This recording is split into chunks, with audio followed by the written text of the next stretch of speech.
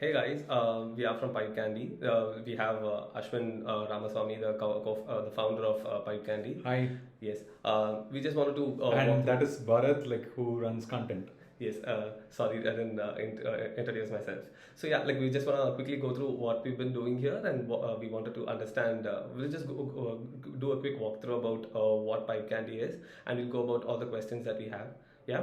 Yeah, sure. Ashwin, why don't you start with what is PipeCandy, and how did you come about this entire thing? Yeah. So PipeCandy tells the ground truth about e-commerce companies and D2C brands, right?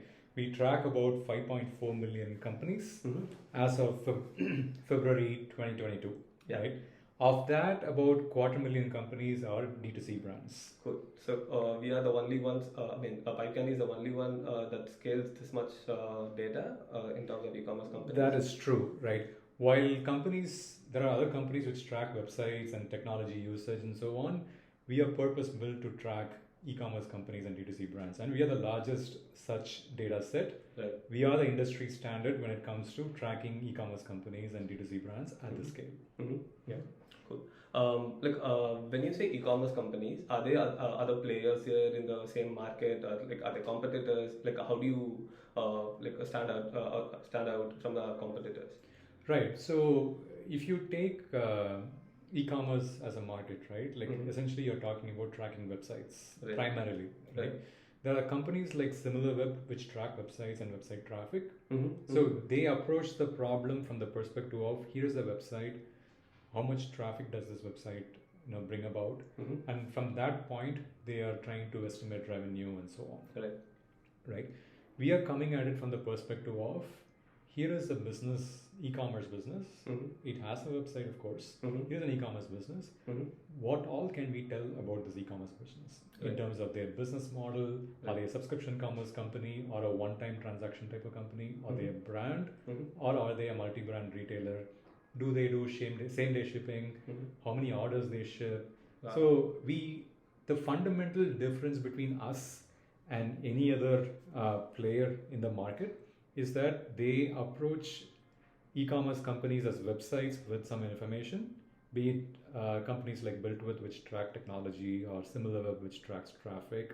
We approach it from the perspective of here's an e-commerce business, what all can we tell about them? That's the fundamental difference. Right. I just wanted to quickly start with Zoominfo, right? Zoominfo is another big player in the market, not just specific to e-commerce. So how do we stand different from Zoominfo? Right. So Zoominfo is a fantastic business, right? So they are now a publicly listed company, and they are kind of the gold standard when it comes to tracking businesses, right? That said, their size works against them when it comes to tracking e-commerce companies. Right. So I'll give you one example. When it comes to tracking revenue or estimating revenue of e-commerce companies, the headcount of a company is a misleading number, right?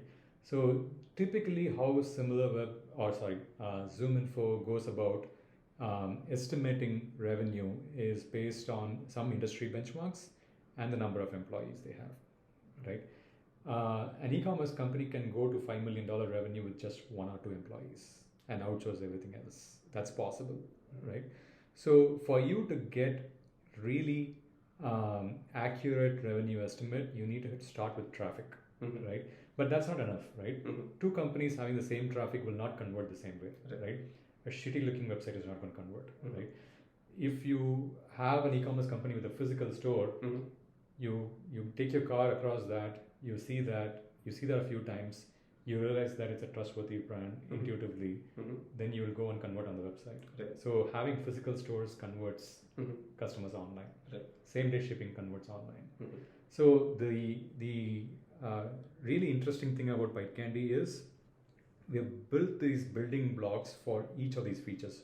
Do they have same day shipping? Do they do free shipping, free returns? Do they do international shipping? Their traffic, right? What technologies they use for tracking analytics. We track all of these things. Right. And because we have all of these things, we are able to put them all into an analytical model and say, these n things are there. So the conversion rate will not be 10%, it's going to be 13.5%. Right. And that's how we are able to arrive at an estimate of revenue. Right. That a generic player like Zoominfo will not be able to do. That's the difference. Every one of our customers, they come up with this question, like how accurate is our data?